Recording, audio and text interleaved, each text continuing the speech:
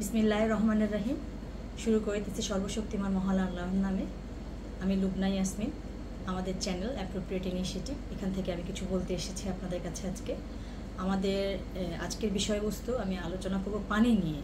তো তার আগে আমি আমাদের চ্যানেল সম্পর্কে একটু বলে নিই যে আমাদের চ্যানেলে আমরা চেষ্টা করব এই পুষ্টি, স্বাস্থ্য এবং আইন নিয়ে কিছু বলতে, সমসাময়িক যে আলোচনাগুলো করা সম্ভব, যেগুলো করলে আজকে আমাদের আইন পেশা আমাদের স্টুডেন্টদের উপকার হবে বা শিক্ষার্থীদের উপকার হবে, এবং পুষ্টি স্বাস্থ্য নিয়ে কথা বলবো, যাতে করে আমাদের যারা নতুন প্রজন্মের মারা যারা বাচ্চা হবে বা কেবল বিয়ে করেছেন তাদের স্বাস্থ্য এবং পুষ্টি নিয়ে আলোচনা করব। পারিবারিকভাবে কারা কীভাবে স্বাস্থ্য ও পুষ্টি নিয়ে কাজ করবে সেই বিষয়ে আশা করি আপনারা আমার কথা দ্বারা উপকৃত হবেন। আজকে আমি আলোচনা করব পানি নিয়ে। তো তার আগে আমি আমার সম্পর্কে একটু জানাতে চাই আপনাদেরকে। আমি লুবনা ইয়াসমিন গত 22 বছর ধরে পুষ্টি ও স্বাস্থ্য নিয়ে কাজ করে এসেছি বিভিন্ন প্রতিষ্ঠানে। তার মধ্যে Canadian CIDA, UNICEF, USAID, GTZ, save the children এবং আইন কমিশন, এবং সর্বশেষে আমি কাজ করেছি WHO-তে বিভিন্ন বিষয় আইন নিয়ে কাজ করেছি। টিকা আইন নিয়ে আমি কাজ করেছি, সেবা আইন নিয়ে কাজ করেছি, আপনাদের সংক্রামক আইনটা নিয়ে কাজ করেছি। তো এখন আমি আপনাদের সামনে হাজির হব, পানি নিয়ে কিছু বলবো। চলেন আমরা পানি নিয়ে আজকে একটু আলোচনা করি। কেন পানি এত গুরুত্বপূর্ণ আমাদের জীবনে? পানির অপর নাম জীবন, কারণ পানি হচ্ছে ক্লিনিনেসের জন্য খুবই জরুরি। 5 বার আমাদের নামাজ পড়তে হয়, 5 বার নামাজ পড়তে গিয়ে উজু করতে হয়, সেখানে প্রত্যেকটা জায়গায় পানির ব্যবহার বলা আছে, কারণ পানি দিয়ে আপনি সবসময় আপনার হাত, নাক, চোখ, মুখ, পা ক্লিন করছেন। শুধু পানি এই জন্যই না, পানি খাওয়ার জন্য যে কি পরিমাণ জরুরি আজকে আমরা সেটা নিয়ে আলোচনা করবো বিশদভাবে। পানি কিন্তু খাদ্যের উপাদান যে 6টি আছে তার মধ্যে পানি সবচেয়ে গুরুত্বপূর্ণ। আপনি ভাত না খেয়েও থাকতে পারবেন। পানি যদি আপনি না খান দিনে 7-8 গ্লাস, এই 7-8 গ্লাস পানি না খাওয়ার কারণে আপনার শরীরে যে কি পরিমাণ ক্ষতি জমা হতে থাকবে আপনি হয়তো দেখতে পাবেন না। এটা কাইন্ড অফ হিডেন হাঙ্গার বলে, যেই হাঙ্গারটা আপনি দেখতে পাচ্ছেন না। আজকে দেখতে পাচ্ছেন না বলেই আপনি পানিটা খাচ্ছেন না। কিন্তু বেশি পানি খেলেও আবার কি কি অপকারিতা আছে আমি এটা আমার কথা বলার শেষে এসে আপনাদেরকে আবার জানাচ্ছি। পানি কেন খাবেন?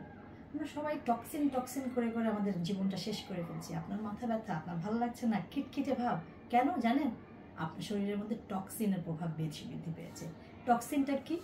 এক ধরনের বিষ, এক ধরনের নীরব ঘাতক। এগুলো কোথা থেকে আসে? আপনি যখন বাসি পচা খাবার খান, আপনি একটা লেবু পানি চিপে রাখলেন সকালবেলা, আপনি পরের দিন যে খেলেন, টক্সিক হয়ে গেল জিনিসটা। আপনি এই ধরনের খেতে পারবেন না। আপনি যখন যা খাবেন তাজা খাবেন। আপনি রাস্তায় গিয়ে স্ট্রিট ফুড খাচ্ছেন, সেখান থেকে আপনার শরীরে টক্সিসিটি ক্রিয়েট হচ্ছে। এই যে টক্সিসিটি ক্রিয়েট হতে হতে আপনার শরীরের ভিতরে এগুলি জমা হতে থাকে। আপনি শুকনা হন আর মোটা হন, এই যে টক্সিসিটি হয় এখান থেকে আপনার শরীরটা খারাপ লাগতে থাকে, আপনার মন মেজাজ ভালো থাকে না। তো আমি এই জন্যই বলছি যে পানি, শুদ্ধ পানি, বিশুদ্ধ পানি, ভেজাল পানি নয়। এবং এই পানি শুধু তরল পানি বলতে যে শুধু আমাদের যে পানি খাই আমরা ওয়াটার যেটা বলি সেটাও না। আপনারা এই পানি চা আকারেও খেতে পারেন, গরম চা আকারেও খেতে পারেন।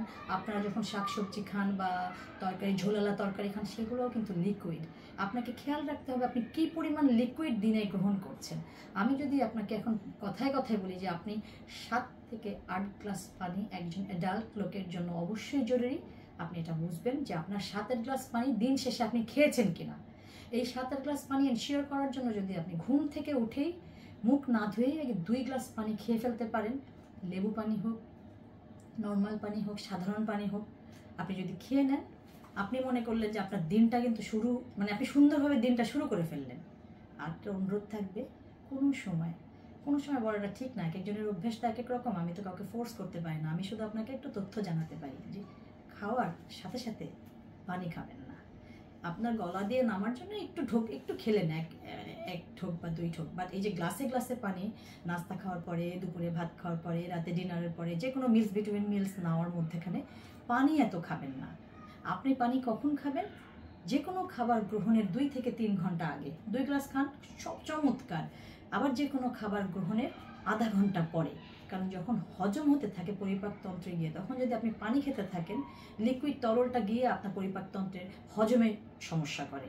আপনার খাবারটা হজম হতে 2 থেকে 2.5 ঘন্টা লাগে। তাহলে আপনি যখন খাবারটা গ্রহণ করবেন তার আধা ঘন্টা পর বা 1 ঘন্টা পরে যদি আপনি পানিটা নেন, তখন এটা আপনার প্রক্রিয়াজাত হতে পেটের ভিতরে সুবিধা হয়, এবং এই সুবিধাটাই আপনাকে সারাদিন ধরে সুস্থ রাখে এবং ভালো রাখে। পানি কেন খাবেন? ছোট বাচ্চারা আপনার নিয়মিত পানি খাওয়াতে হবে। ছোট বাচ্চারা তো বলতে পারে না, তাদের কনস্টিপেশন হলেও বলতে পারে না, তারা বাথরুমে গিয়ে আধা ঘন্টা ধরে থাকে।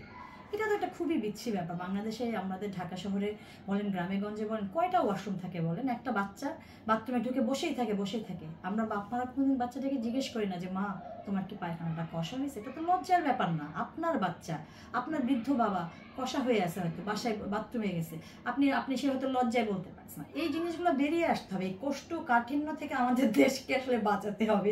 প্রত্যেকের ঘরে ঘরে পাইলসের রোগী আছে। আপনি যান, আপনি সার্ভে করেন, আপনি দেখবেন যে আমাদের প্রত্যেকটা ঘরে একটা না করে হয় মা পাইলসের রোগী, নয় বাচ্চা পাইলসের রোগী, নাহলে একজন বয়স্ক ভদ্রলোক পাইলসের রোগী। তারা বলে না।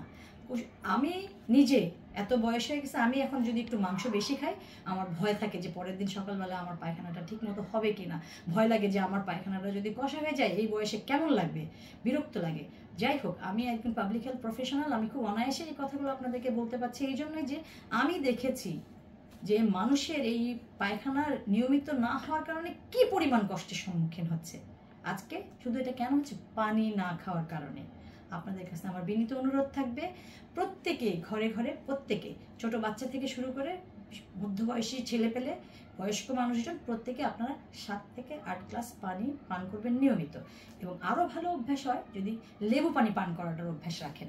একটা জগে করে আপনারা এক গ্লাস সকালবেলা উঠেই যদি আপনারা 1 জগ পানি নিয়ে নেন এবং একটা লেবু বা 2টা লেবু চিপে নেন, 7-8 গ্লাস পানি হয়। বা প্রত্যেকে বাসায় যদি একটু 1 গ্লাস করে পানি খেয়ে নেন, এটা শরীরের জন্য খুবই ভালো।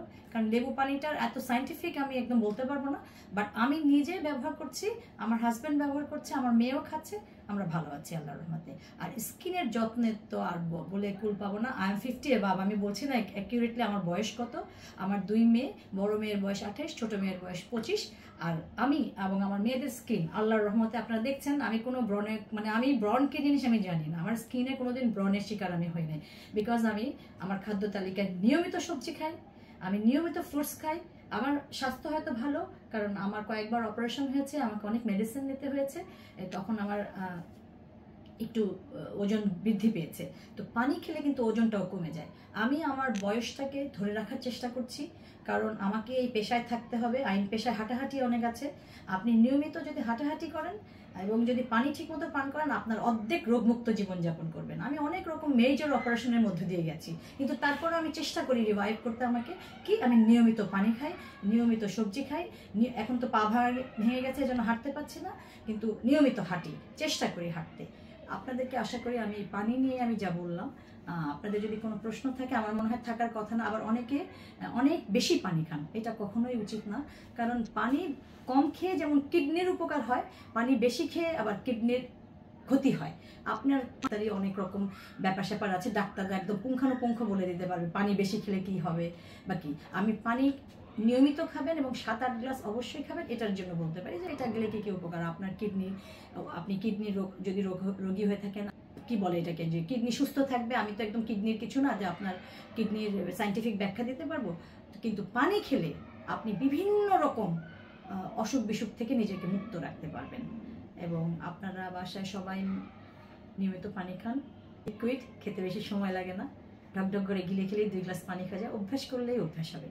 আপনারা সবাই ভালো থাকুন, সুস্থ থাকুন। এবং আমার কথা এবং আমার এই চ্যানেলের মাধ্যমে যে আজকে আমি পানি নিয়ে বললাম, আপনাদের যদি ভালো লাগে, আমি ভবিষ্যতে আরও পুষ্টি স্বাস্থ্য নিয়ে বিভিন্ন বিষয় নিয়ে আলোচনা করব আপনাদের সাথে, এবং আইন বিষয়ে আমি তো অবশ্যই কথা বলবো। আপনারা আমাকে দোয়ায় রাখবেন, আমার চ্যানেলটি সাবস্ক্রাইব করবেন। আপনারা ভালো থাকবেন, সুস্থ থাকবেন। অনেক ধন্যবাদ দেখার জন্য।